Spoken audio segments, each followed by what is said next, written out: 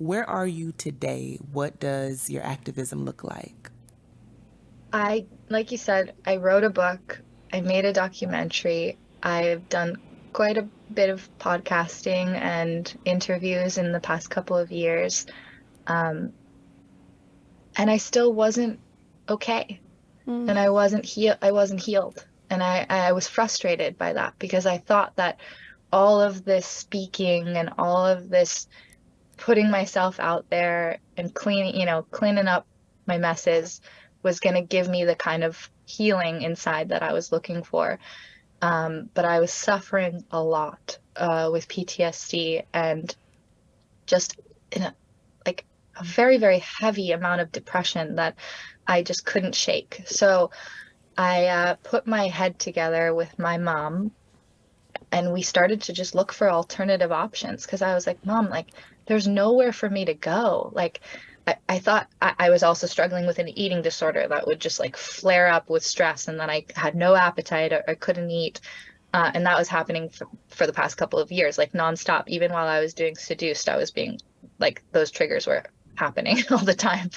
And I just kind of was like compartmentalizing it because I knew that I needed to just get through this work and also work with the FBI and all of that stuff for the time that I did to then maybe get to a place of relief. But that didn't come as easily as I thought. So I dove into talk therapy, which I found quite difficult, and also didn't give me the kind of like visceral resolve that I was looking for, which is just to like kind of be out of anxiety.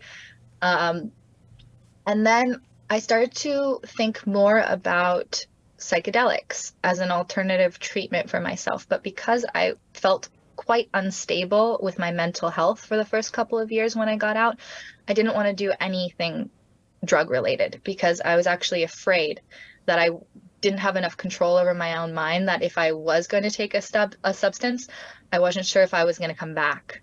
And so I wanted to create more mental stability. So I started boxing and doing physical training with weights and doing the talk therapy, dancing, um, writing, all like I started to just do a whole bunch of things to just figure out like what was going to be my little toolbox or arsenal that I could call on when I was feeling completely messed up, which was happening way more than I would have liked to.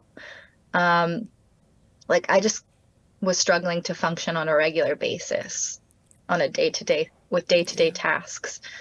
And it's embarrassing to even say those things, but I also No. feel like it's very important because I think I didn't even realize that I was struggling with suicidal ideation for as long as I did. I just had adapted to the normalcy that thinking about dying and killing myself all the time was normal. So that shows you like how dark and depressed I actually was. And so when I started to go into the world of psychedelics, I realized I started with cannabis because it increased my appetite. It helped me have sex, which I found really difficult. Of course. And it also helped me just relax and let go of tension at the end of the day. But still, there was something missing for me. So then I kind of went into experimenting with microdosing and mushrooms because I had had so much damage to my memory that I was kind of nervous to go down the SSRI route because I heard that that can sometimes interfere with your memory and your capacity to have like better recall. So I was like, I don't think that's for me. I need the opposite. So although the microdosing was difficult, I started to see the results that I actually wanted, which was that I felt more general wellness. I felt more sustained happiness. I felt less anxiety. I felt more creative. I felt more separation from the programming. And the more separation I got from the programming, I felt like I had a choice rather than just kind of like getting triggered and going straight into a spiral of depression or anxiety. So it was like it was slowing down the whole process for me enough to feel like I could control my own mind a little bit better. Then I started to experiment with MDMA because that's a drug that's kind of going through a lot of clinical trials to do with PTSD. And then I found ketamine.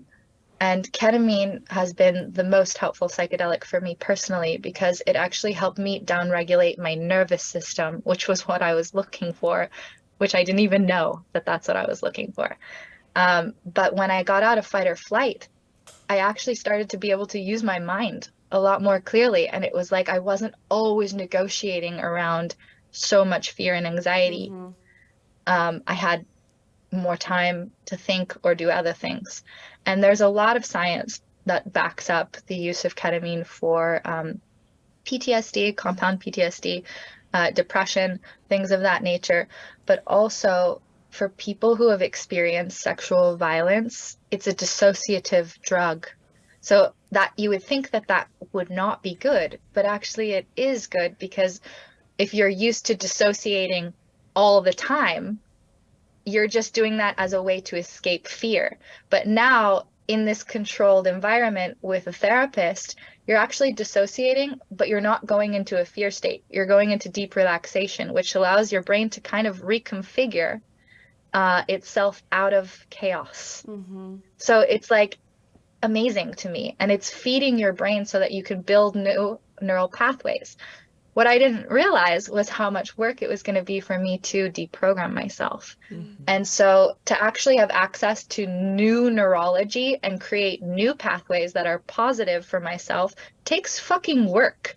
Like there is no magic pill out there. Like if you have a bad negative thought process or a loop, like if you're just sitting around hating on your body, that's a well-worn path. You've probably been doing it like since you were 15 like me. And like the amount of work that it's taken me to get out of that is like a fake it till you make it kind of situation.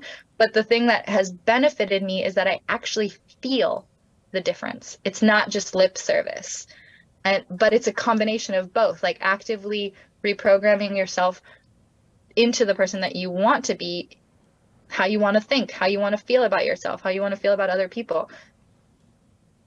I just didn't have the bandwidth or the flexibility to do that because I was so used to closed loop thinking. And always being kind of reactive, right? Yeah, and told what to do. Not even thinking for myself. And I think that's going to resonate with so many people. I mean, people outside of victims of coercion.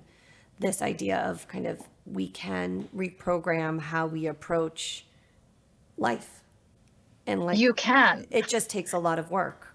Yeah, and I mean, I've got chills right now because if you would have talked to me a couple years ago, I would have said, fuck this shit.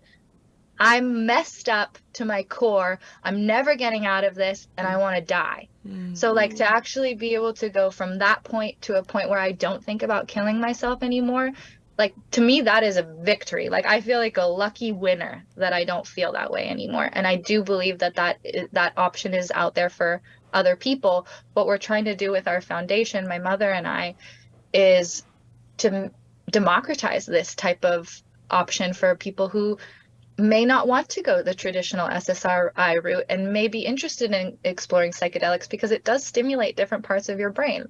And if you're a creative person, you may be interested in just like taking 2 hours once a week to deeply meditate with yourself, take counsel, like have me time, all the things that we say that are good for self-care that we never do for ourselves. Like this has been my opportunity to actually do that for myself. And now we want to figure out how to provide this service to other people in a scholarship program, similar to the TOMS model, where folks who can actually afford it pay so that other people who can't have the service for free. And right now we're focusing on specifically women who have experienced sexual violence, but obviously we want to expand that.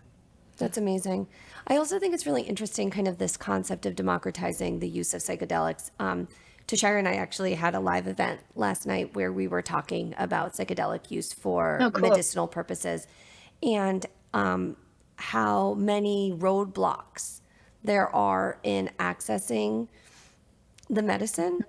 And like specific to ketamine, at least in Massachusetts, I know that many private insurance companies do cover ketamine use. However, one of the requirements to getting it is that you have a diagnosis, which, okay, but you also are on an SSRI. Interesting. And so that's interesting. Yeah. So the idea, I mean, I'm not a medical doctor, but the idea being that you have like treatment resistant depression or your PTSD isn't being adequately managed through talk therapy and Western medicine. but also kind of this modern American healthcare bullshit that you have to like continue with something that's not working to get something that could provide relief. It makes Yeah. also no No sense. sense. It makes me really angry. I mean, I don't even get me on the topic of the medical, you know, system, because it seems so whack and so out of integrity. Like it's supposed to be helping people, and it actually makes things more difficult. Like when I was in New York, I went to an event for a film called Dope is Death in Harlem, and it's all about like compassionate detox and getting people through drug addiction, but in a way that doesn't stigmatize you as a drug addict or a crackhead, which basically isolates you and makes you a pariah, the opposite of what somebody in recovery needs.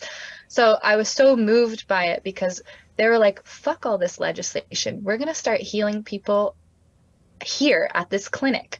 And so they started using acupuncture and acupressure, even just with grains of rice, because they were getting told that they couldn't do this outside of a certain medical realm.